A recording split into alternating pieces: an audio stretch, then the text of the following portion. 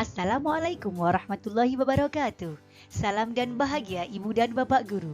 Saya Astuti Yuningsih, SPDSD dari SD Negeri 3 Dudawu, Kecamatan Kembang, Kabupaten Jepara.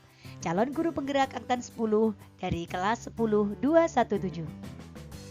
Kali ini saya akan menyampaikan tentang koneksi antar materi pada modul 2.2 tentang pembelajaran sosial dan emosional atau PSE. Refleksi diri. Sebagai pendidik, kita tentunya pernah mengalami perasaan emosi dalam diri kita, seperti marah, kecewa, khawatir, sedih, atau bahkan stres karena banyak tumpukan tugas. Bagaimana cara kita mengontrol diri kita? Maka kita akan mempelajari pembelajaran sosial emosional dan keterkaitannya dengan materi sebelumnya. Pertanyaan pemantik yang pertama, apa kesimpulan tentang perubahan pengetahuan, keterampilan, sikap sebagai pembelajaran setelah mempelajari pembelajaran sosial emosional? Kesimpulan saya yaitu tentang perubahan pengetahuan, keterampilan, sikap sosial sebagai pemimpin pembelajaran setelah mempelajari modul ini adalah pendidikan sosial emosional dapat menghasilkan pemimpin pembelajaran yang memiliki pengetahuan lebih baik tentang emosi, keterampilan berkomunikasi dan kerjasama atau kolaborasi yang baik, serta kemampuan mengelola emosi, sikap yang peduli dan responsif, serta kemampuan yang memfasilitasi pembelajaran yang berpihak pada murid, kepemimpinan yang efektif, dan dampak positif pada kesejahteraan psikologi diri sendiri, murid, serta orang lain di sekitarnya. Kesimpulan saya, setelah membaca dan memahami modul 2.2 pembelajaran sosial emosional, saya mendapatkan banyak ilmu tentang 5 kompetensi sosial emosional, konsep mindfulness, pentingnya pembelajaran sosial emosional di kelas dan sekolah. Saya juga merasa tertantang untuk bisa mengimplementasikan pembelajaran dan memenuhi kebutuhan sosial emosional murid saya di kelas. Pertanyaan pemantik yang kedua, apa kaitan pembelajaran sosial dan emosional yang telah Anda pelajari dengan modul-modul sebelumnya?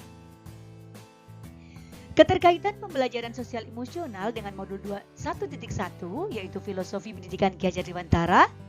Dengan menciptakan pembelajaran sosial emosional, guru dapat menciptakan well-being dalam ekosistem pendidikan di sekolah, sehingga menciptakan kondisi yang aman, sehat, dan bahagia.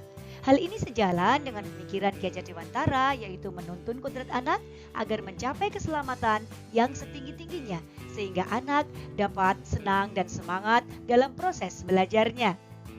Adapun keterkaitan pembelajaran sosial emosional dengan modul 1.2 tentang nilai dan peran guru penggerak yaitu pembelajaran sosial dan emosional merupakan pembelajaran yang dilakukan secara kolaboratif oleh seluruh komunitas sekolah. Hal ini sesuai dengan nilai dan peran guru penggerak yang bersifat kolaboratif. Untuk mewujudkan pembelajaran sosial dan emosional, maka seorang guru penggerak harus dapat menjadi pemimpin pembelajaran yang dapat membuat lingkungan sekolah yang aman, nyaman, menyenangkan, namun tetap menantang dan relevan bagi muridnya. Keterkaitan pembelajaran sosial emosional dengan modul 1.3 tentang visi guru penggerak yaitu dalam pembelajaran sosial emosional dapat mewujudkan visi yang diharapkan dengan melakukan prakarsa perubahan, memberikan pembelajaran kesadaran diri, manajemen diri, kesadaran sosial, kemampuan berelasi dan pengambilan keputusan yang bertanggung jawab sehingga diharapkan dapat mewujudkan profil pelajar Pancasila. Adapun keterkaitan pembelajaran sosial emosional dengan modul 1.4 tentang budaya positif adalah guru dan murid dapat mengenali dan memahami emosi masing-masing sehingga mampu mengontrol diri dan menciptakan suasana yang menyenangkan, aman dan nyaman yang berpengaruh dalam penerapan budaya positif, baik berupa disiplin positif maupun keyakinan kelas dengan sebaik mungkin. Berikutnya adalah keterkaitan pembelajaran sosial emosional dengan modul 2.1 tentang pembelajaran untuk memenuhi kebutuhan murid melalui pembelajaran berdiferensiasi.